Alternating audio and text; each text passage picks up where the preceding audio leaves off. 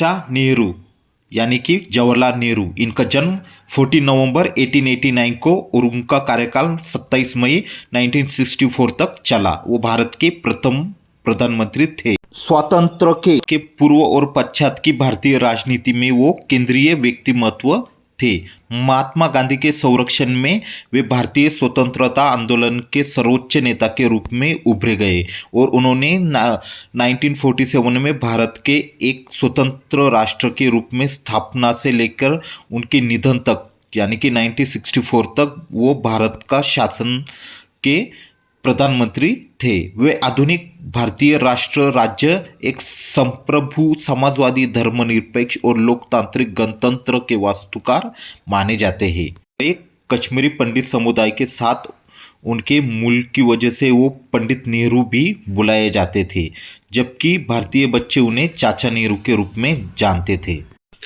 स्वतंत्र भारत के प्रथम प्रधानमंत्री का पद संभालने के लिए कांग्रेस द्वारा नेहरू निर्वाचित हुए। यद्यपि नेतृत्व का प्रश्न बहुत पहले 1941 में ही सुलझ चुका था, जब गांधी जी ने नेहरू को उनके राजनीतिक वारिस और उत्तराधिकारी के रूप में स्वीकार किया था। प्रधानमंत्री के रूप में भारत के सपने को साकार करने वो चल पड़े। भारत का संविधान 1950 में अधिनियमित हुआ, जिसके बाद उन्होंने आर्थिक, सामाजिक और राजनीतिक सुधारों के एक महत्वाकांक्षी योजना की शुरुआत की। मुख्यतः एक बहुवचनीय बहुदलीय लोकतंत्र को घोषित करते हुए उन्होंने भारत के एक उपनिवेश से गणराज्य में परिवर्तन होने का पर्यवेक्षण किया। विदेशी नीति में भारत को दक्षिण एशिया में एक क्षेत्रीय नायक के रूप में प्रदर्शित कर निरपेक्ष आंदोलन में एक अग्रणी भूमिका निभाई।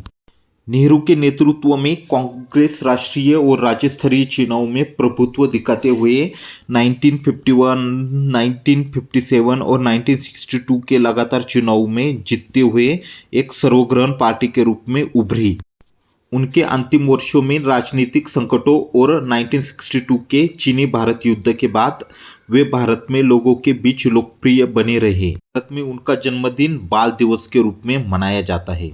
जवाहरलाल नेहरू के जो पिता थे मोतीलाल नेहरू, वो एक धनी बैरिस्टर भी थे और कश्मीरी पंडित भी थे। मोतीलाल नेहरू सारस्वत कौल ब्राह्मण समुदाय से थे। स्वतंत्र संग्राम के दौरान भारतीय राष्ट्रीय कांग्रेस के वो 2 बार अध्यक्ष भी बने थे।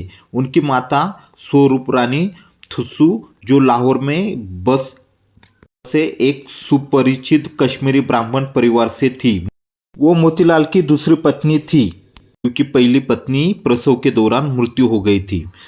जवाहरलाल नेहरू 3 बच्चों में से सबसे बड़े थे, जिनमें बाकी 2 लड़कियां थीं। बड़ी बहन विजया लक्ष्मी बाद में संयुक्त राष्ट्र महासभा की पहली महिला अध्यक्ष बनी। सबसे छोटी बहन कृष्णा हट्टी सिंह एक उल्लेखनीय लेखिका बनी और उन्होंने अपने परिवारजनों से संबंधित कई पुस्तकें लिखी। जवाहरलाल नेहरू ने दुनिया के कुछ बेहतरीन स्कूलों और विश्वविद्यालय में शिक्षा प्राप्त की थी। उन्होंने अपनी स्कूली शिक्षा हैरो से और कॉलेज की शिक्षा ट्रिनिटी कॉलेज कैम्ब्रिज लंदन से पूरी की थी। इसके बाद उन्होंने अपनी लॉ की डिग्री कैम्ब्रिज विश्वविद्यालय से भी पूरी की थी। इंग्लैंड में उन्होंने 7 साल व्यतीत किया, जिसमें वहाँ के फेबियन समाजवाद और आयरिश राष्ट्रवाद के लिए एक तर्कसंगत दृष्टिकोण विकसित हुआ उनका। जवाहरलाल नेहरू 1912 में भारत लौटे और वकालत उन्होंने शुरू की। 1916 में उनकी शादी कमला नेहरू से हुई। 1917 में Jawaharlal Nehru home rule league में शामिल हो गए, जो कि लोकमान्य तिलक ने शुरुआत की थी। राजनीति में उनकी असली दीक्षा 2 साल बाद 1919 में हुई, जब वे महात्मा गांधी के संपर्क में आए। उस समय महात्मा गांधी ने रोलट अधिनियम के खिलाफ एक अभियान शुरू किया था। नेहरू महात्मा गांधी के सक्रिय लेकिन शांतिपूर्ण सविनय अवज्ञा आंदोलन के प्रति खास आकर्षित हुए। नेहरू ने महात्मा गांधी के उपदेशों के अनुसार अपने परिवार को भी ढाल दिया। जवाहरलाल और मोतीलाल नेहरू ने पश्चिमी कपड़ों और महंगी संपत्ति का त्याग कर दिया। वे अब एक खादी कुर्ता और गांधी टोपी पहनने लगे। जवाहरलाल नेहरू ने 1920 से लेकर 1922 में असहयोग आंदोलन में सक्रिय हिस्सा लिया और इसी दौरान पहली बार वो गिरफ्तार हो गए थे। कुछ महीनों के बाद उन्हें रिहा कर दिया। जवाहरलाल नेहरू 1924 में इलाहाबाद नगर निगम के अध्यक्ष चुने गए और उन्होंने शहर के मुख्य कार्यकारी अधिकारी के रूप में 2 वर्ष तक सेवा की।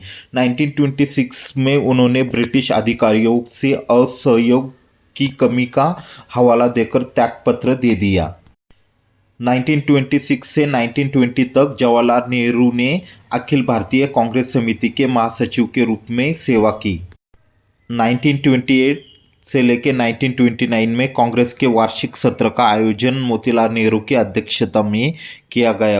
उस सत्र में जवाहरलाल नेहरू और सुभाष चंद्र बोस ने पूरी राजनीतिक स्वतंत्रता की मांग का समर्थन किया, जबकि मोतीलाल नेहरू और अन्य नेताओं ने ब्रिटिश साम्राज्य के भीतर कि प्रभुत्व संपन्न राज्य का दर्जा पाने की मांग का समर्थन किया। मुद्दे को हल करने के लिए गांधी ने बीच का रास्ता निकाला और कहा कि ब्रिटेन को भारत के राज्य का दर्जा देने के लिए 2 साल का समय दिया जाएगा और यदि ऐसा नहीं हुआ तो कांग्रेस पूर्ण राजनीतिक स्वतंत्रता के लिए एक राष्ट्रीय संघर्ष शुरू करेगी। नेहरू और बोस ने मांग की कि इस समय को कम करके 1 साल करवा दिया जाए। ब्रिटिश सरकार ने इसका कोई जवाब नहीं दिया। दिसंबर 1929 में कांग्रेस का वार्षिक अधिवेशन लाहौर में आयोजित किया गया, जिसमें जवाहरलाल नेहरू कांग्रेस पार्टी के अध्यक्ष चुने गए। इसी दौरान वो एक प्रस्ताव भी पारित किया कि जिसमें पूर्ण स्वराज्य की उन्होंने मांग की गई। 26 जनवरी 1930 को लाहौर में जवाहरलाल नेहरू ने स्वतंत्र भारत का झंडा लहराया। गांधी जी ने भी 1930 में सविनय अवज्ञा आंदोलन का आह्वान किया। आंदोलन खासा सफल रहा और इसने ब्रिटिश सरकार को प्रमुख राजनीतिक सुधारों की आवश्यकता को स्वीकार करने के लिए विवश कर दिया। जब ब्रिटिश सरकार ने भारत अधिनियम 1935 प्रख्यापित किया, तब कांग्रेस पार्टी ने चुनाव लड़ने का फैसला किया। नेहरू चुनाव के बाहर रहे, लेकिन जोरों के साथ पार्टी के लिए राष्ट्रव्यापी अभियान चलाया। कांग्रेस ने लगभग हर प्रांत में सरकारों का गठन किया और केंद्रीय असेंबली में सबसे ज़्यादा सीटों पर जीत हासिल कर ली। नेहरू कांग्रेस के अध्यक्ष पद के लिए 1936 में और 1937 में चुने गए थे। उन्होंने 1942 में भारत छोड़ो आंदोलन के दौरान गिरफ्तार भी हो गए थे और 1945 में छोड़ दिया गया। 1947 में भारत और पाकिस्तान की आज़ादी के समय उन्होंने ब्रिटिश सरकार के साथ कई वार्ताओं में महत्वपूर्ण भागीदारी की। 1947 में भारत को आज़ादी मिलने पर जब वो भावी प्रधानमंत्री के लिए कांग्रेस में मतदान हुआ तो सरदार पटेल को सर्वाधिक मत मिले। उसके बाद सर्वाधिक मत आचार्य कृपलानी को मिले थे, किंतु गांधी जी के कहने पर सरदार पटेल और आचार्य कृपलानी ने अपना नाम वापस ले लिया और जवाहरलाल नेहरू को प्रधानमंत्री बनाया गया। 1947 में वे स्वतंत्र भारत के पहले प्रधानमंत्री बने। अंग्रेजों ने करीब 500 देशी रजवाड़ों को उन्होंने भारत के पुनर्गठन के रास्ते में उभरी हर चुनौती का समझदारी पूर्वक सामना किया। जवाहरलाल नेहरू ने आधुनिक भारत के निर्माण में महत्वपूर्ण भूमिका अदा की। उन्होंने योजना आयोग का गठन किया, विज्ञान और प्रौद्योगिक विकास को प्रोत्साहित किया और 3 लगातार पंचवार्षिक योजनाओं का शुभारंभ किया। उन्होंने अपनी नीतियों के कारण देश में कृषि और उद्योग का नया युग शुरू किया। नेहरू ने भारत की विदेशी नीति के विकास में एक भूमिका निभाई। महात्मा गांधी का उनके ऊपर विशेष प्यार रहा, जिसकी वजह से उन्हें राष्ट्रीय कांग्रेस के द्वारा भारत का प्रधानमंत्री बना गया था। अभी भी भारत में उनके बाद की पीढ़ी द्वारा राष्ट्रीय कांग्रेस चलाया जाता है। उनके बाद ही उनकी बेटी इंदिरा गांधी और पोता राजीव गांधी बाद में भारत के पंतप्रधान बने। सोनिया गांधी और राहुल गांधी द्वारा अभी भी राष्ट्रीय कांग्रेस चलाई जाती है। जवाहरलाल नेहरू ने उन्होंने ब्रिटिश शासन से स्वतंत्रता के लिए भारत के संघर्ष में एक महत्वपूर्ण भूमिका निभाई है और भारतीय राष्ट्रीय कांग्रेस में एक प्रमुख व्यक्ति थे। नेहरू एक आधुनिक धर्मनिरपेक्ष और लोकतांत्रिक भारत के अपने दृष्टिकोण के लिए जाने जाते हैं और उन्होंने आर्थिक और सामाजिक विकास को बढ़ावा देने के उद्देश्य से ही अपनी नीतियों को लागू किया था। उन्होंने गुट निरपेक्ष आंदोलन में भी प्रमुख भूमिका निभाई। नेहरू को व्यापक रूप से भारत के महानतम नेताओं में से माना जाता है। अक्सर वो आधुनिक भारत के वास्तुकार के रूप में जाने जाते हैं। आइए दोस्तों, अब जानते हैं जवाहरलाल नेहरू के निजी जीवन के बारे में। जवाहरलाल नेहरू का जन्म 14 नवंबर 1889 को इलाहाबाद, भारत में हुआ था और वे एक धनी वकील और राजनीतिज्ञ के पुत्र थे। उन्होंने इंग्लैंड में हैरो स्कूल और बाद में ट्रिनिटी कॉलेज कैम्ब्रिज में अध्ययन किया। नेहरू महात्मा गांधी के विचारों से काफ़ी प्रेरित थे और भारतीय राष्ट्रवादी कांग्रेस के एक सक्रिय सदस्य बन गए, जिसने भारतीय स्वतंत्रता के लिए आंदोलन का नेतृत्व किया। उन्होंने 1947 से 1964 तक अपना प्रधानमंत्री के रूप में उन्होंने कार्य किया, जिससे वो भारतीय इतिहास में सबसे लंबे समय तक सेवा करने वाले प्रधानमंत्री बन गए थे। जवाहरलाल नेहरू के पिता का नाम मोतीलाल नेहरू थे, जो कि एक धनी वकील, राजनीतिज्ञ और स्वरूप रानी दुस्सू के पुत्र थे, जो एक प्रसिद्ध कश्मीरी ब्राह्मण परिवार से आते थे। नेहरू की शिक्षा इंग्लैंड में हैरो स्कूल और बाद में ट्रिनिटी कॉलेज कैम्ब्रिज में हुई थी। इंग्लैंड में अपने समय के दौरान उन्हें समाजवाद, लोकतंत्र और राष्ट्रवाद के विचारों से अवगत कराया गया था, जो उनके राजनीतिक विश्वासों का आकार देगा और जीवन में बाद में उनकी नेतृत्व शैली को उसने प्रभावित किया। भारत लौटने के बाद नेहरू भारतीय राष्ट्रीय कांग्रेस में शामिल हो गए, जो ब्रिटिश शासन से भारतीय स्वतंत्रता के लिए अपनी महत्वपूर्ण भूमिका निभा रहा था। नेहरू के प्रारंभिक जीवन में अनुभव और शिक्षा ने एक आधुनिक लोकतांत्रिक धर्मनिरपेक्ष भारत के ओर मदद की। जवाहरलाल नेहरू ने अपनी प्रारंभिक शिक्षा निजी ट्यूटर से घर पर प्राप्त की और फिर भारत और इंग्लैंड में कुछ सबसे प्रतिष्ठित स्कूलों में भाग लेने के लिए वो चले गए। 1905 में नेहरू ने इंग्लैंड का हैरो स्कूल में दाखिला लिया। वो पश्चिमी संस्कृति और मूल्य से परिचित हो गए।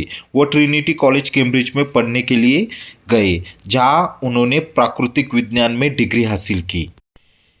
कैम्ब्रिज में अपने समय के दौरान नेहरू समाजवादी और उदार विचारों के संपर्क में आ गए, जिसका उन्हें राजनीतिक विश्वासों पर गहरा प्रभाव पड़ा। अपनी शिक्षा पूरी करने के बाद नेहरू भारत लौटे और कानून का अभ्यास शुरू किया। हालांकि वह जल्द ही भारतीय स्वतंत्रता आंदोलन में शामिल हो गए और भारतीय राष्ट्रीय कांग्रेस में वो शामिल हो गई। उन्होंने पूरे भारत में बड़े पैमाने पर यात्रा की, जीवन के सभी क्षेत्रों के लोगों से मुलाकात की और देश की विविध संस्कृतियाँ और परंपराओं का उन्होंने गहरी समझ से अभ्यास भी किया। नेहरू की शिक्षा और अनुभवों ने एक आधुनिक लोकतांत्रिक धर्मनिरपेक्ष भारत के दृष्टिकोण के लिए मदद की। अपने प्रधानमंत्री के कार्यकाल में नेहरू ने शिक्षा को प्राथमिकता देना जारी रखा। भारतीय प्रौद्योगिक संस्थानों और भारतीय प्रबंधन संस्थानों सहित कई प्रमुख संस्थानों की उन्होंने स्थापना की। आज देश के उच्च शिक्षा के सबसे प्रतिष्ठित संस्थानों में इन्हें गिना जाता है। जवाहरलाल नेहरू ने 1916 में कमला कौल से शादी की और इस जोड़े के एक संतान थी इंदिरा। जवाहरलाल नेहरू ने 1916 में कमला कौल से शादी की और इस जोड़े की एक संतान थी इंदिरा गांधी नाम की एक बेटी। कमला कौल एक कश्मीरी ब्राह्मण परिवार से थी और नेहरू की तरह वो भी भारतीय स्वतंत्रता आंदोलन में शामिल हो गई थी। कमला ने अपने पति की राजनीतिक गतिविधियों को समर्थन करने में प्रमुख भूमिका निभाई और वह अपने सामाजिक और सांस्कृतिक हितों के लिए जानी जाती है। नेहरू और कमला के बीच विवाह इसकी चुनौती के बिना नहीं था। कमला खराब स्वास्थ्य से पीड़ित थी और 1936 में उनकी मृत्यु हो गई, जिससे नेहरू तबाह हो गए और नेहरू ने कमला के प्रति अपने प्रेम और उनकी मृत्यु का उन पर पड़ने वाले प्रभाव के बारे में विस्तार से लिखा। चुनौतियों का सामना करने के बावजूद नेहरू और कमला की शादी एक मजबूत और सहायक साझेदारी थी और कमला को भारतीय इतिहास में एक महत्वपूर्ण व्यक्ति के रूप में अभी भी याद किया जाता है। मृत्यु के बाद नेहरू अपनी बेटी इंदिरा के प्रति समर्पित रहे, जो बाद में भारत की प्रधानमंत्री भी बनी। नेहरू के निजी जीवन और संबंधों ने उनकी विश्व दृष्टि और राजनीतिक मान्यताओं को आकार देने में महत्वपूर्ण भूमिका निभाई और वे जीवन भर महिलाओं के अधिकारों और समानता के लिए एक चैंपियन बने रहे। आइए जानते हैं जवाहरलाल नेहरू के पॉलिटिकल करियर के बारे में। 1946 से लेकर 1950 तक वो भारत की संविधान सभा के लिए निर्वाचित कार्यकारी परिषद के उपाध्यक्ष थे। 1952 से लेकर 1957 तक पहली लोकसभा के लिए चुने गए भारत के वो प्रधानमंत्री थे। 1957 से लेकर 1962 तक दूसरी लोकसभा के लिए चुने गए भारत के वो प्रधानमंत्री थे। 1962 से लेकर 1964 तक तीसरी लोकसभा के लिए चुने गए वो भारत के प्रधानमंत्री थे। उन्होंने केंद्रीय विदेश मंत्री के तौर पर भी काम किया। आइए अब जानते हैं उनके कुछ अंतर्राष्ट्रीय कार्य के बारे में। जवाहरलाल नेहरू ने जोसेफ बरोस टिटो और अब्दुल गमाल नासिर के साथ मिलकर एशिया और अफ्रीका में उपनिवेशवाद को खत्म करने के लिए एक गुट निरपेक्ष आंदोलन की रचना की। कोरियाई युद्ध का अंत करने, स्वेज नहर विवाद सुलझाने और कांगो समझौतों को मूर्त रूप देने तथा अन्य अंतर्राष्ट्रीय समस्याओं के समाधान में मध्यस्थी की भूमिका में रहे। पश्चिम बर्लिन, ऑस्ट्रिया और लाओस के जैसे कई अन्य विस्फोटक मुद्दों के समाधान में पर्दे के पीछे रहकर भी उनका महत्वपूर्ण योगदान रहा। उन्हें वर्ष 1955 में भारत रत्न से सम्मानित किया गया। लेकिन नेहरू पाकिस्तान और चीन के साथ भारत के संबंधों में सुधार नहीं कर पाए। पाकिस्तान के साथ एक समझौते तक पहुंचने में कश्मीर मुद्दा और चीन के साथ मित्रता में सीमा विवाद रास्ते के पत्थर साबित हुए। नेहरू ने चीन की तरफ मित्रता का हाथ भी बढ़ाया, लेकिन 1962 में चीन ने धोखे से आक्रमण कर दिया। नेहरू के लिए ये एक बड़ा झटका था। 27 मई 1964 को जवाहरलाल नेहरू को दिल का दौरा पड़ा, जिसमें उनकी मृत्यु हो गई। वो अपने लेखन शैली में काफ़ी प्रसिद्ध थे। समस्त राजनीतिक विवादों से दूर नेहरू जी निसंदेह एक उत्तम लेखक थे।